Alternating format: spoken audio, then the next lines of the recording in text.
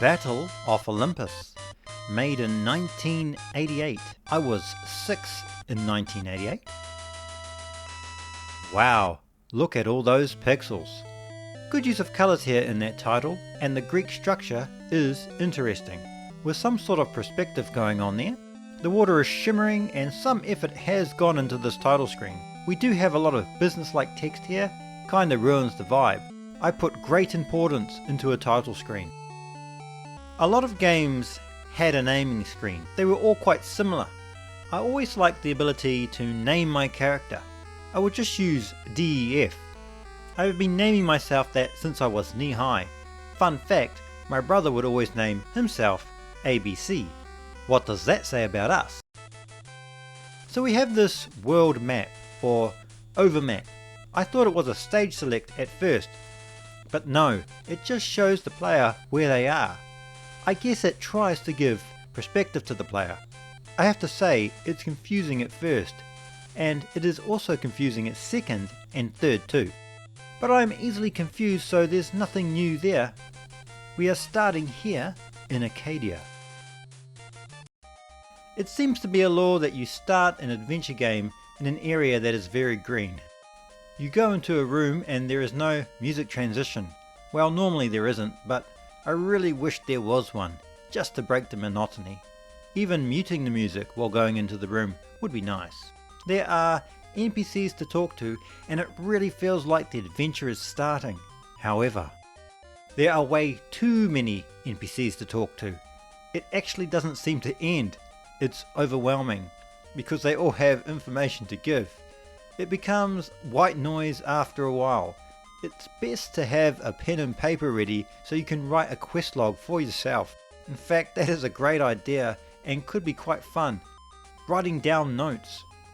But since I have a reading age of 10, I find I just stop talking to NPCs altogether. It is quite fatiguing. Let's talk about the enemies. The first enemy you will run into are these worms. They drop down from the trees, a nice touch. It's a very intentional way of introducing the enemy. You can even time them as they fall, if you are good enough, like I am.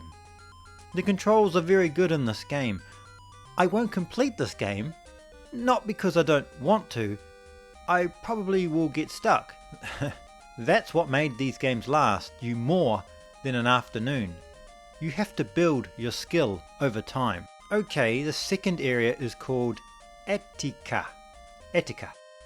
I can't really pronounce any of the Greek names very well, apart from the well-known ones that is, but that's not the game's fault, that's mine.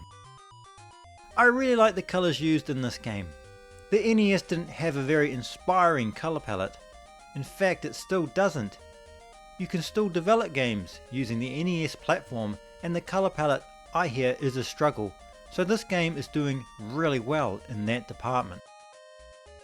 This enemy here is difficult to time and is annoying, as he just runs away. The purpose of this enemy is to annoy you, I guess. However, I did manage to corner it. Killing it is not worth your time, as you get nothing interesting from it. Door after door after door after door, no reward in any of them. Note to self, don't expect the player to test all available areas without some sort of regular reward. Just having an NPC in there that you didn't really want to see is a disappointment. There are some cryptic bosses here. This guy who does nothing, just some theme music plays, so he may not be an actual boss. And this dude with projectile arrows, it seems impossible to hit this enemy without getting hit twice. So by my calculations, I will need twice its health to beat it. Obviously, we need some sort of power up or key. And you know what? Some NPC probably told me. This is nothing new. Games have always used softlocks, so we just go in another direction because we can explore. I found this forest. I have hope that I can get something to beat that mini-boss. There are these webs that you actually get stuck in. You have to smash every button until you come loose. There doesn't seem to be a method. You just have to tap every button you can find until the game decides you have suffered enough. These bats are painful. They are positioned outside doors. They are generally quite annoying. You cannot avoid them. This was the late 80s. There were no shits given by devs, and it was perfectly acceptable to have this type of content. And I guess sometimes that's how real life feels. Like when you drive around a corner only to be met by a speed camera. While you are on your way to work, so you can work all day and pay your taxes. That ultimately pays for the camera. So the game is helping you handle real life. I get to this area where it seems I cannot go any further. For whatever reason, I try pressing the door enter button in this spot in particular, and wow! It's cryptic design, and the game is very quickly reflecting the game designer's personalities. I die after getting lost in here. I can't say I'm enjoying this game. It's punishing, which NES games were, I know. Sometimes when the music has a good rhythm, you can find a groove and push through the pain. The music in this is not good, and enemy design is too random for my liking. Randomness in enemy design is okay used here and there, but everything has an element of randomness, and it wears me down quickly. It is very important to be able to learn enemy patterns and timings. Gives you something to master. After dying over and over and over, I give up. So what did I take from my experience here? Well, I like the colours.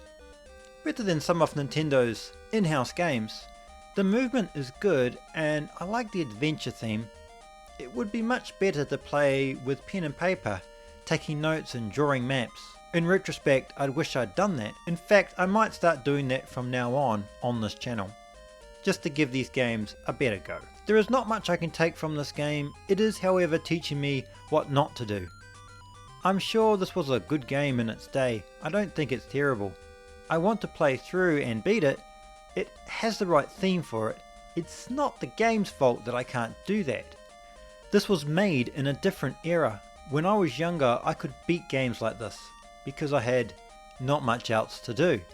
Once bored of playing with my abacus, any given game usually got my full attention, and I could happily chip away at it. Battle of Olympus. I would have liked this when I was young, but I have changed, and so has the world. Please like and subscribe to my channel, and I'll see you next time. Thank you.